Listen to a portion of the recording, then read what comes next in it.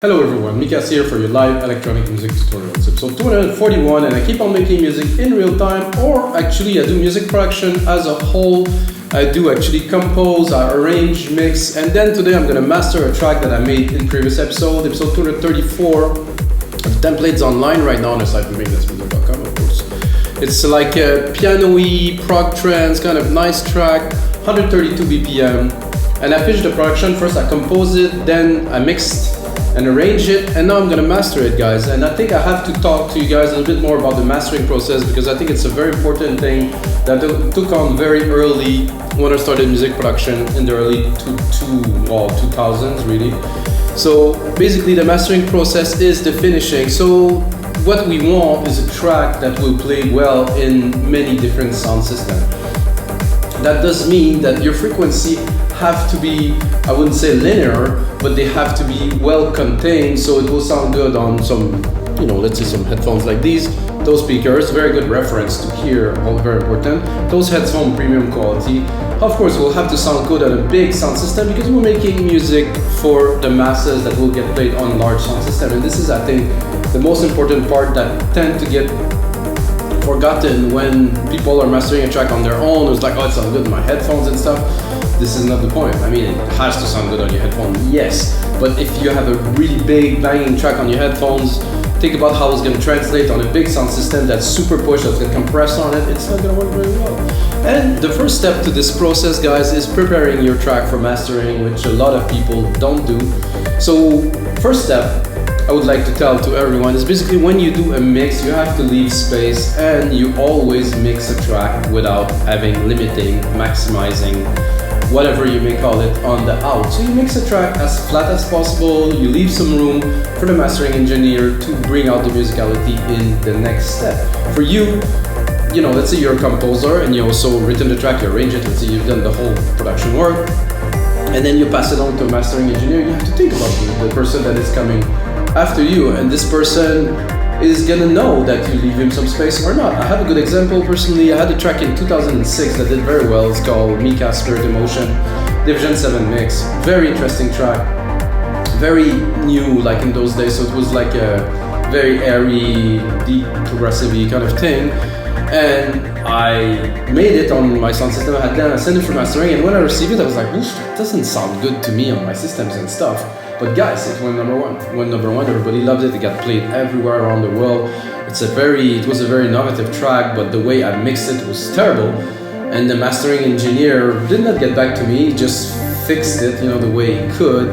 And this was a good lesson to be learned, because when I listened to it, I was like, oh man, this is bad. But everybody else that listened to it on the Resonant Vibes back then and Beatport, wow, they love it. This was a smashing hit. So this is a thing to understand, that you really have to mix. And if you do mastering with someone, you use a mastering engineer, you have to listen to his feedback. So take his feedback on board. If he's like, wow, your kick is way too strong, your kick's underpowered, your lows are muddy or something, take his feedback on board, correct the mix, send it back. He's going to be able to do an amazing job. And if you work with a mastering engineer who doesn't give you any feedback, well, maybe your track was right, or maybe you should work with another mastering engineer. By the way, guys, I do mastering. I think I charge 30 euros on the website, so if you want to get mastering done, now I have this studio here. I'm preparing something else, of course, but for today I will do the mastering in my headphones, and I just give you, two little tips about the start. I will do more sessions about mastering where I will give more in-depth tricks about how to prepare a track, but the most basic, most important thing, don't compress. Don't put compression. Don't put limiting on the main out. Mix flat. Mix like a track. Like it doesn't. If you're able to mix a track flat and it sounds good, that means the next step will make it sound amazing. If you're able to mix a track with a lot of stuff like Sound Goodizer and FL Studio and you think it's good, this is a beginner's mistake. So try to do it the other way. Anyway, guys, we have a track to master, and it is a prog trance track. You can see I pull out the plugins here. I use Waves mainly. I have UAD, but I do not use UAD very much these days for the process. I would have to redo my mastering chain, and anyway. So basically I start here. I have a REQ just here, which I usually filter the low end. Like I just do a very steep cut of the low end. Let's say around 21, just 20 or 21K, just to say that I trim the bottom. And just let's have a bit of a listen to the track. So it is flat. You can see it's not maximized, it's not overly blown. I still have what 5, 6 dB on average, a bit more. So let's listen to this here.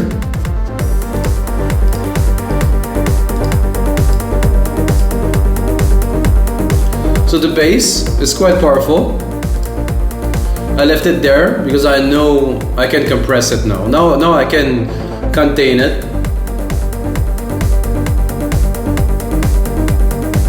Mid-lows are rich and present. There's a nice little top end thing there, and then I think the piano will come in there.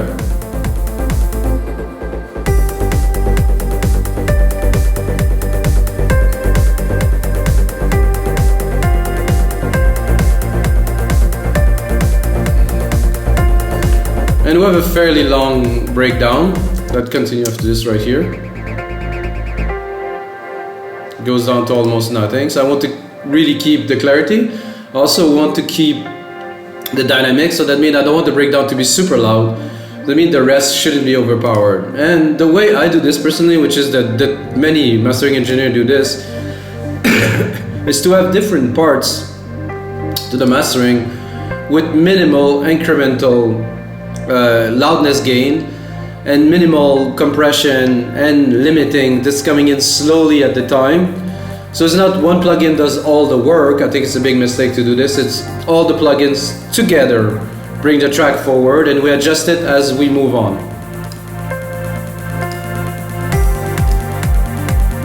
So we'll go come back here.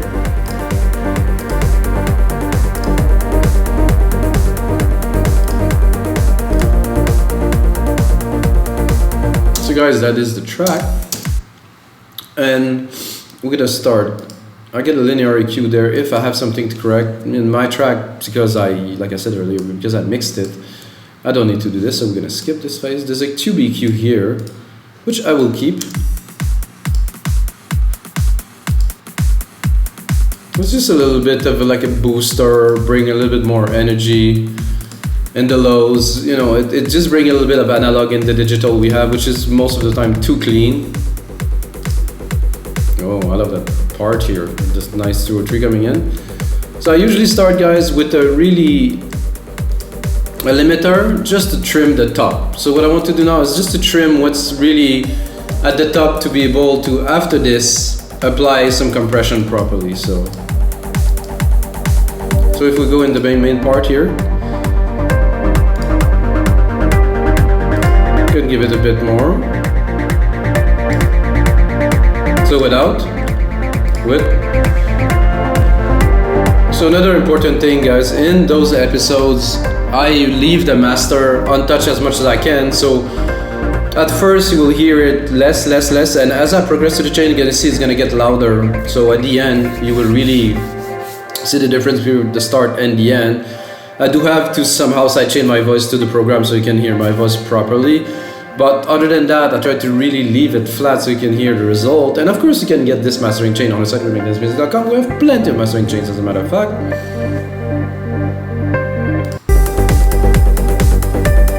Okay, so the first is there. 2 dB of compression, just like skimming the top a little bit. Nothing too aggressive. Then we go into a LinMB, which is slightly more aggressive. Multiband. Bit more of a phase adjustment for this. It does compress, it does contain the top, as you can see, without.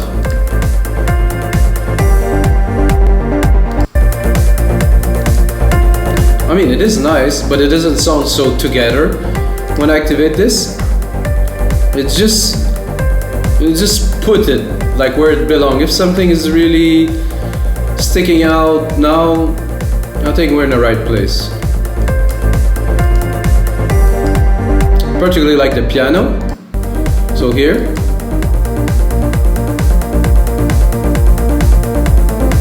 very full. I really like the mid lows of this and the low. So I'm barely touching the low end here. I think I will even do a bit less. So I'm barely touching the lows. Very nice. Then Well, an API 2500. This is for the character of the low end that I use, so turn it on. Very little. I would say 2 dB max. Less. Oh, am I doing that backward? Okay.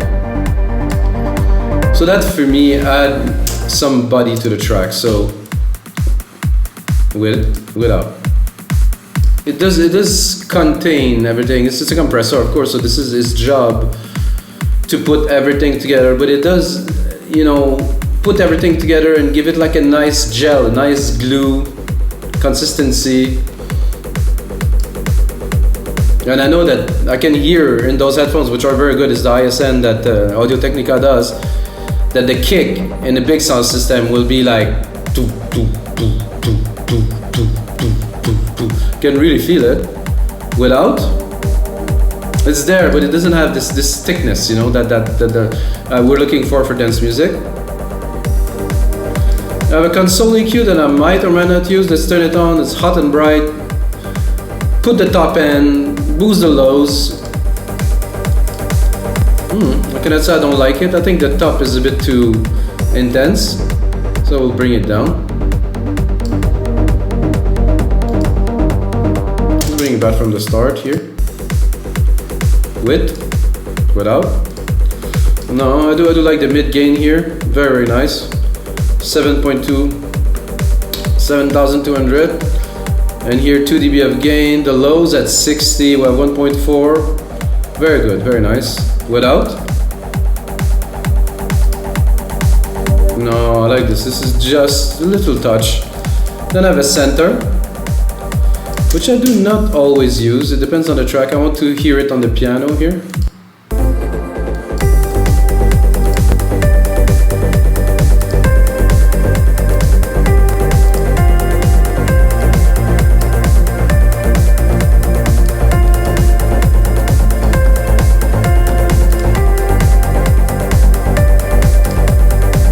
Does really add a lot of dimension to the track. This.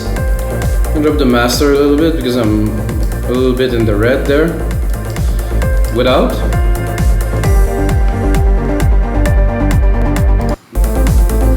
So now I can see here the low end much more toward the center, the high and the punch toward the side, but not completely. If I would really put it to the side, you can hear the effect. No, I don't really like this.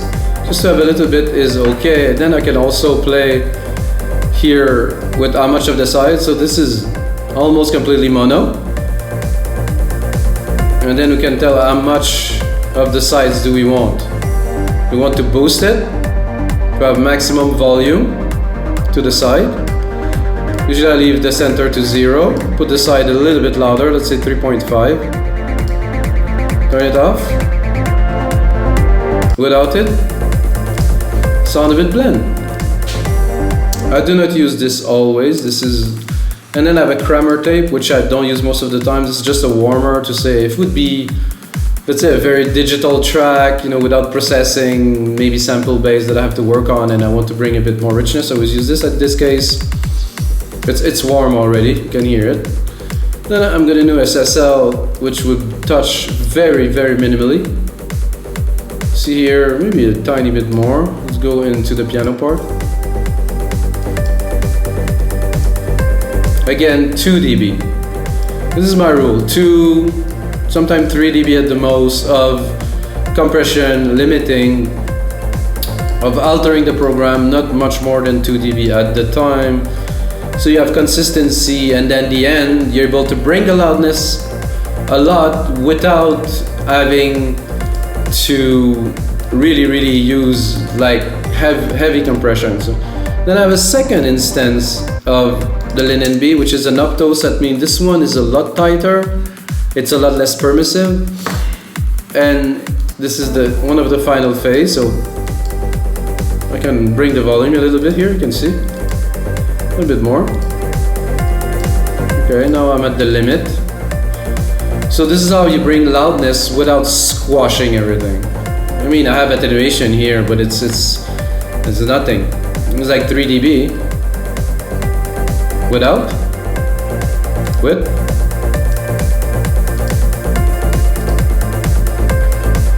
And for the final phase of this mastering, of course, L316, which I will balance. So how to use L316 is simple. First you read the instruction. I think it's the best way to go. Then once you read the instruction, you're gonna do this. You turn it on, and you have this bar here, and you bring the threshold and outsetting down at the same time. Once you start losing signal, which is about here, you went too far. So then you go back up, and then you're like, okay, I have some compression. This is good here. Then you can go here in your multimeter to see the result. We're at minus 13 here, but we have the outsetting to bring up here, boom.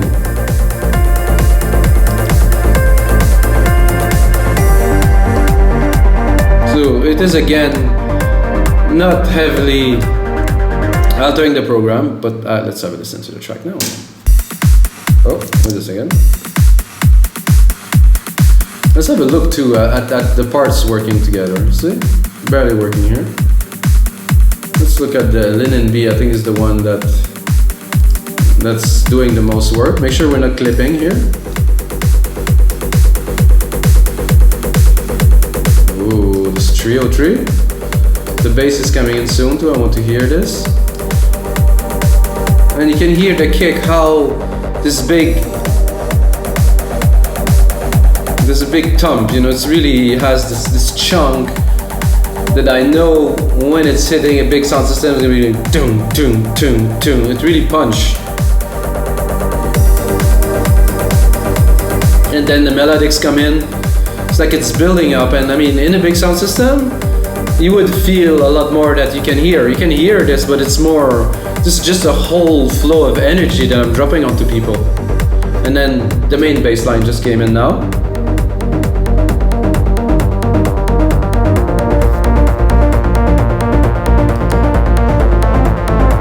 Again,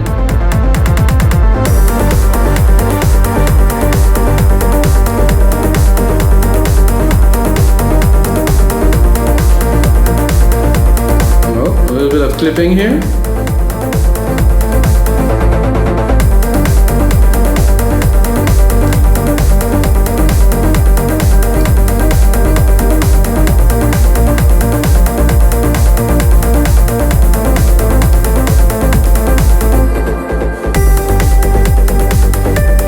Piano is still super airy, big room.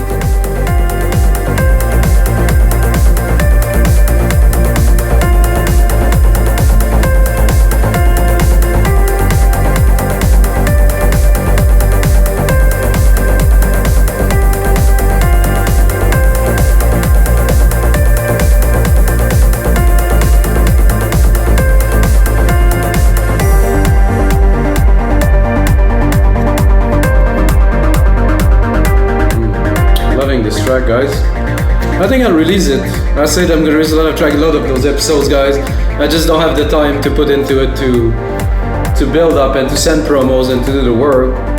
And by the way, guys, I always master 96,000 kilohertz, 32 bits, very important, maximum dynamic range.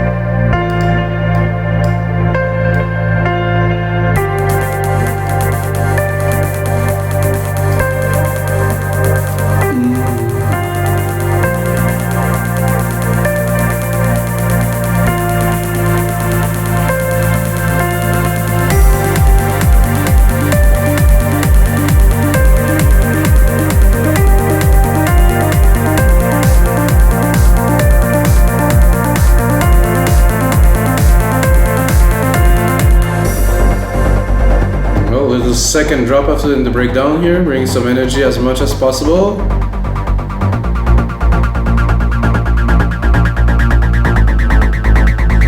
I would really see a singer on top of that would work very well.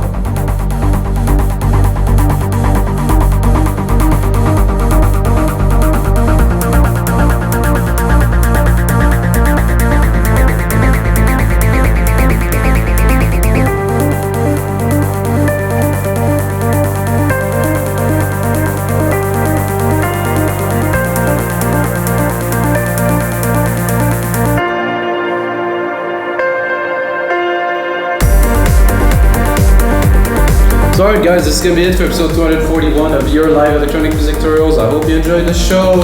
Check out the other 240. I do mastering, I do mixing, I compose techno, trance, prog, breakbeats. I make music for over 20 years guys, and sharing with you is what I do. And until next time, may the sounds be with you.